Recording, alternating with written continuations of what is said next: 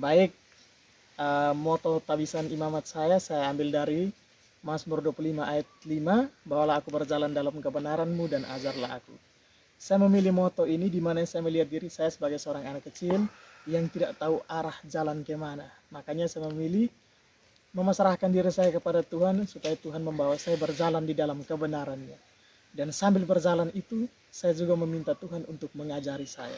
Karena itu saya memilih moto ini, bawalah aku berjalan dalam kebenaran dan ajarlah aku. Sekian dan terima kasih. Moto imamat saya dari kitab Yesaya bab 55 ayat 8.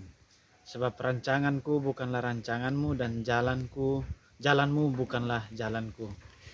Ini saya refleksikan berdasarkan pengalaman hidup saya sendiri, bahwasanya apa yang saya rencanakan dalam kehidupan saya setiap hari, teristimewa dalam panggilan hidup saya, bahwa awalnya saya hanya masuk seminari hanya untuk curi ilmu, tetapi pada akhirnya Tuhan merencanakan lain bagi hidup saya.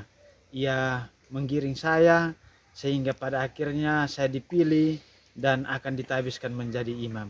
Terima kasih. Saya memilih tema moto imamat itu dari Mazmur 139 ayat 14. Ajaib apa yang Engkau buat dan jiwaku benar-benar menyadarinya. Tema ini saya ambil pertama-tama, saya menyadarinya dari latar belakang keluarga. Sebelum saya ada, saya merasa bahwa Tuhan itu ajaib. Bapak dari Katolik, Tuhan mempertemukan Bapak dengan mama yang Kristen garis keras, dan pada akhirnya Bapak berhasil meyakinkan mama untuk memilih menjadi Katolik. Bapak dari latar belakang keluarga Katolik dan Hindu, mama dari latar belakang keluarga Islam dan Kristen. Tuhan pada akhirnya mempertemukan Bapak dan Mama, dan Tuhan memanggil Mama untuk mengikutinya secara khusus dalam agama Katolik. Dan saya merasa bahwa ini pertama-tama adalah sesuatu yang ajaib apa yang Tuhan lakukan. Tuhan mempersiapkan saya secara ajaib dengan Tuhan mempertemukan Bapak dari Katolik dan Mama dari Kristen, dan Tuhan memanggil Mama dari Kristen ke Katolik untuk mengikutinya, dan pada akhirnya lahirlah saya. Dan saya sangat merasa ini adalah salah satu perbuatan-perbuatan Tuhan yang sangat ajaib. Sebelum ditabiskan, pada akhirnya Mama berhasil jujur ketika ada acara tabisan diakon, dan Pater Deken juga, dan kami semua baru tahu. Mama berkata, Pater, sebelum diakon ditabiskan, sebelum saya mengenal Katolik sama sekali, saya bermimpi ketika usia kehamilan 7 bulan, Mama bermimpi bahwa ada seorang datang pernah memakai topi merah dan memberkati saya di dalam perut Mama. Jadi saya sungguh merasa, saya merefleksikan bahwa memang ini adalah sungguh perbuatan Tuhan yang ajaib. Dalam Matius bab 22 ayat 14, sebab banyak dipanggil tetapi sedikit yang dipilih. Nah, mengapa saya memilih moto ini? Karena berdasarkan pengalaman pribadi saya. Nah, awalnya saya masuk seminari itu dipaksa juga, bukan karena kemauan pribadi saya. Melalui orang-orang ini saya, teksnya itu kalau mau direfleksikan itu ada Matius 22 ayat 1 sampai dengan 14. Itu tentang apa, perjamuan perkawinan, bagaimana Yesus mengundang semua orang, tetapi ada orang-orang tertentu yang tidak menyiapkan diri dengan baik. Nah, saya merasa bahwa saya memang terkadang dalam kehidupan perjalanan panggilan saya merasa diri bahwa saya ini tidak sanggup. Tetapi Tuhan ternyata melihat ada sesuatu yang baik dalam diri saya, dan ternyata Dia memilih saya untuk mengikuti Dia. Aku ngasih yang tahu. Jadi cara sadar bahwa saya manusia lemah yang memiliki kekurangan dan keterbatasan, tapi karena kasih Tuhan senantiasa menyertai saya, maka dengan segala kekurangan dan keterbatasan itu saya menyerahkan seluruh hidup saya demi tugas dan pelayanan. Pasti. Dalam kehidupan saya, di dalam perjalanan panggilan saya, teman-teman tentu tahu kadang itu banyak ragu-ragu, kadang mau maju tidak maju, karena disebabkan karena saya menyadari diri sebagai manusia yang lemah dan manusia yang berkekurangan. Tapi saya merefleksikan bahwa Tuhan itu mengetahui saya, sehingga Ia sendiri yang panggil saya, sehingga saya tidak perlu ragu dan takut untuk menapaki perjalanan panggilan.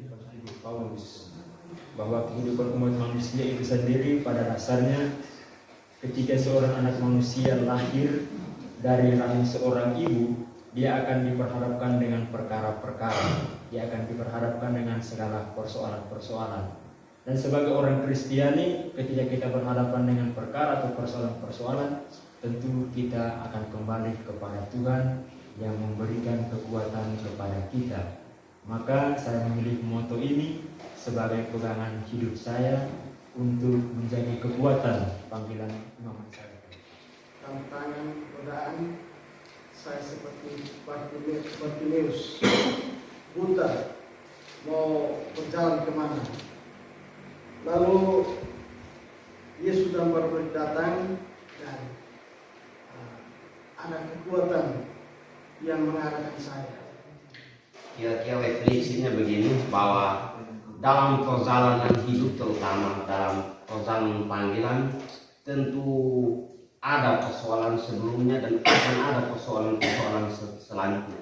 Tetapi saya percaya kepada Tuhan bahwa jangan takut, Tuhan senantiasa menyertai saya apapun persoalannya. Dan juga gelisah dalam segala sesuatu, tetapi Tuhan tetap memberikan ketenangan bahwa dalam kehidupan kita harus tetap berjuang, bangkit dari kelemahan dan juga kegelisahan. Itulah yang saya refleksikan sebagai kekuatan dan juga moto dalam panggilan hidup saya sebagai seorang calon imam dan juga Para sekolah dan lingkungan, saya tertarik atau saya menuntut atau men-challenge diri saya untuk selalu membuat renungan-renungan dan katekesi yang menarik. Alhasil saya selalu membuat katekesi yang hampir selalu berbeda setiap hari.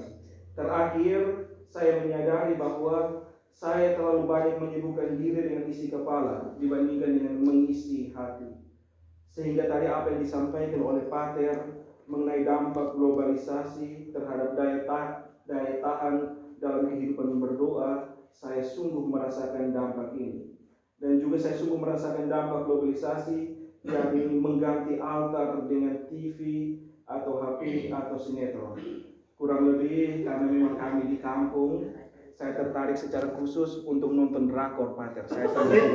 Saya sangat tertarik. Hampir semua drakor itu saya sudah nonton, bahkan dari Masih Frater. Jadi setiap hari saya selalu duduk di pojokan, ada satu pojok di Parokia Olo, hanya tempat itu yang dapat sinyal. Tiap hari saya selalu mendownload drakor-drakor terbaru, sehingga malam sampai di kamar saya nonton. Alhasil, pada akhirnya saya merasa bahwa saya kurang memberi kesempatan dalam diri saya untuk berefleksi. Sehingga pada akhirnya saya sungguh merasakan bahwa memang saya mengganti altar dengan TV dan HP. Maka dalam kesempatan ini saya sungguh merasakan bahwa memang saya sangat salah mengganti altar dengan TV, HP dan sinetron terbaru atau drakor atau gracin terbaru. Maka memang tadi ketika Pater memberikan solusi, saya sungguh menyadari bahwa memang discernment itu sangat perlu dalam memperbaiki, dalam meneruskan kembali motivasi awal. Coba tentukan satu gerakan. Kira-kira siapa yang ini Bartimeus tidak ada ini? Atau bagaimana?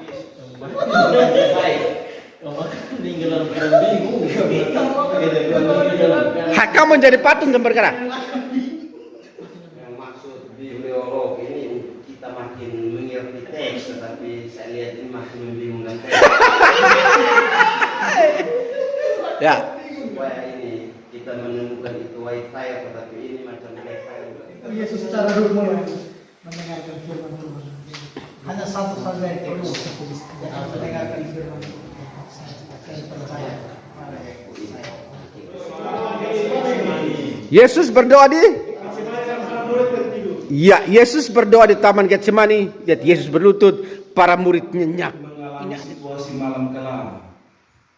Mereka setiap hari selalu bersama Yesus, tetapi mereka tidak bisa melihat apa yang akan terjadi selanjutnya. Mereka tidak bisa menginterpretasi apa yang akan terjadi dengan Yesus. Ini menunjukkan bahwa memang manusia meskipun akan selalu bersama dengan Tuhan, dia akan pada akhirnya mengalami situasi malam gelap seperti yang diungkapkan oleh Saudara Teresia dan Saudara Yohanes dari Prajurit tikam lambung Yesus, maka segeralah keluar Darah dan air, ya. Yang itu Bertus itu dia itu yang Yesus.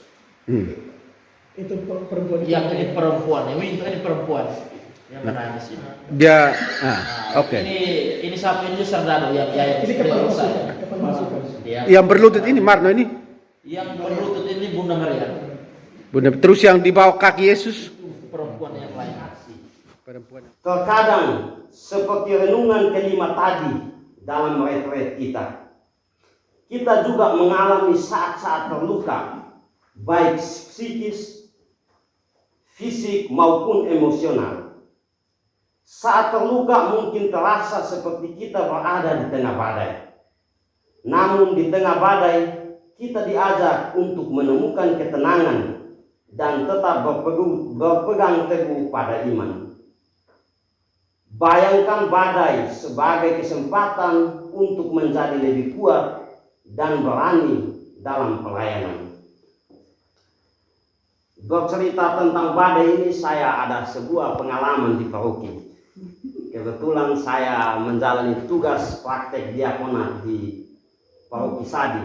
Bahagia. Saya kemudian berpikir bahwa banyak mereka yang semakin mengejar harta. Mereka memiliki harta, tetapi mereka toh pada akhirnya tetap tidak menjadi bahagia. Ini yang menjadi refleksi penting dalam perjalanan panggilan saya, terutama ketika saya berhadapan dengan badai-badai lain juga. Saya biasanya selalu mencari ketenangan, merenung, dan untuk menemukan makna terdalam daripada badai itu. Bahwa seperti yang dikatakan pakar tadi, bahwa sengsara itu selalu membawa nikmat. Sengsara membawa nikmat para diakon. Saya berusaha menjadikan badai itu sebagai kesempatan untuk berefleksi bahwa menjadi pelayan itu bukan tentang seberapa besar uang saku yang Anda miliki, tetapi tentang bagaimana kita menjadi orang yang bahagia sebagai pelayan, menjadi bahagia sebagai seorang diakon. Mari pater dan para diakon sebagai imam dan calon imam zaman now, kita dipanggil untuk tetap teguh bahkan ketika terluka atau berada di tengah badai kita. Mari kita menjalani hidup selibat dengan penuh tawa dan kasih, menjalaninya dengan sukacita. Kita selalu dikuatkan oleh kasih Kristus yang tak terbatas. Tuhan memberkati. Membentang layar mengarungi bumi, membentang kawat menerangi hati. Dan Yesus menasihati supaya kita mewaspadai wabah bahaya uang, harta duniawi yang bisa menjadi berhala bagi kita. Yesus mengajarkan bagaimana menggunakan harta dengan cerdik, yaitu untuk menghasilkan hal-hal yang bernilai kekal, yakni kemah abadi. Uang sifatnya sementara, tetapi dampaknya bisa kekal, abadi, kalau dipakai dengan cerdik. Dan yang kedua, uang tidak bisa diandalkan selamanya, tetapi dampaknya bisa dirasa abadi.